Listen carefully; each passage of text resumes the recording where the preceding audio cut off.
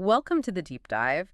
Today we're going to try and cut through the noise to look at something really specific. Yeah, we're looking at the language itself. Exactly. The specific words you need to find to talk about a truly ultimate life-altering commitment. And for that, we're turning to our source material today, which is the lyrics from Jacob Lee's song, A Love Like Ours. Which is just so poetically rich and emotionally very intense. It really is. And our mission here isn't just to, talk about a love song. It's to understand how the artist builds this idea of destiny. Right. He uses this grand, almost mythological language, but he combines it with these intensely personal details.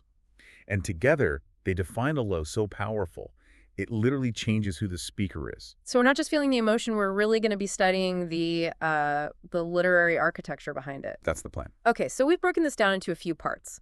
First, we're going to look at love as a kind of prophecy, a radical transformation. And we'll get into how the lyrics play with memory and time. After that, the imagery of physical arrival and resolution. And finally, we'll touch on the eternal nature of the vow he's making. Let's get into it. So, section 1. The opening of this piece is, I think, just fantastic.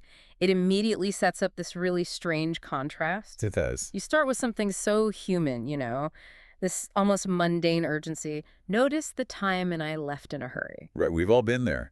But that rush, it isn't what you think. No, it's not about running late for a day. It immediately, it explodes into this cosmic vision. It's that instant switch that just grabs you. He's running, totally grounded in the real world, and then bam, saw the sky part as if to foreshadow. And that line, something even the poets could not prophesize. I mean, we have to pause on that. We do. When he says the sky parted, is he being literal? Is this divine intervention? Or is it just his own, intense realization that this moment is huge? Well, I think it works on both levels, but the key is that word prophesize. Think about it. Poets are like the record keepers of deep human emotion, right?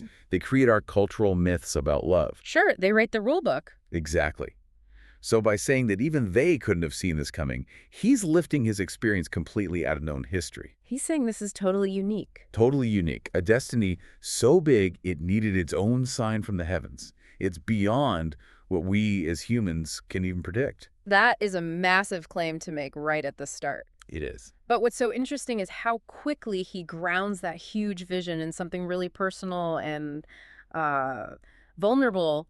He goes from the sky parting to his own heart.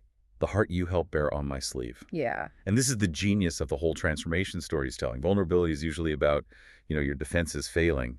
But here, it's actually the first step towards strength. She didn't just see his heart. She helped him put it out there. She helped him expose it, yeah. And that willingness to be seen, to be vulnerable, that leads directly to the core realization of the song, the war that you ended in me.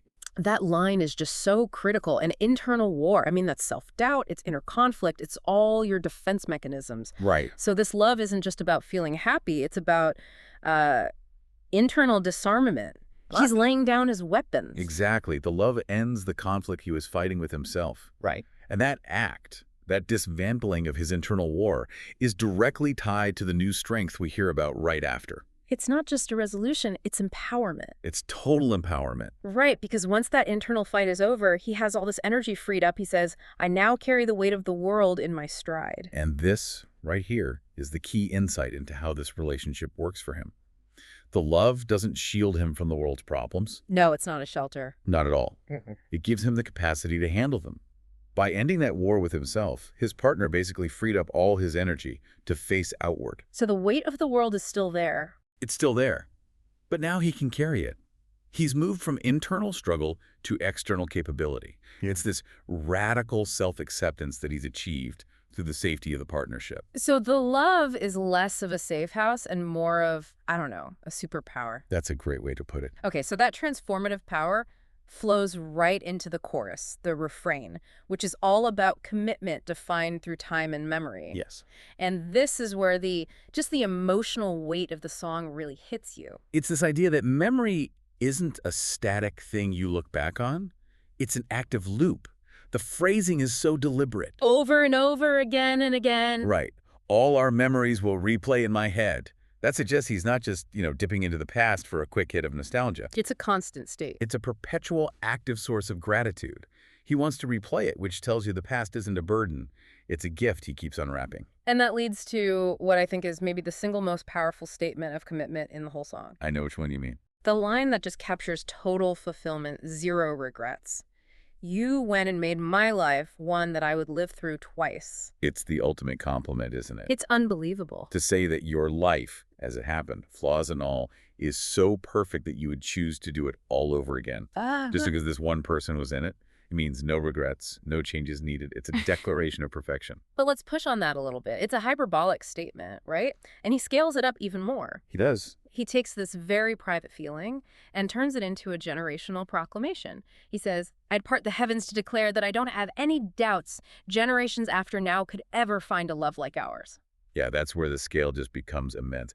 He's basically declaring his relationship a historical event, a benchmark for all time. Okay, but doesn't that risk sounding a little, and I'm just playing devil's advocate here, a little arrogant or unrealistic? Sure. I mean, every generation thinks their love is the greatest love of all time. So how does he earn the right to say his is historically unique? That is a great question.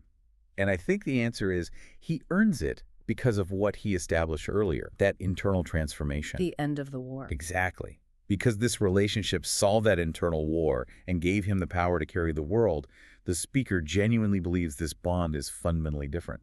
For him, the transformation was so complete, it must be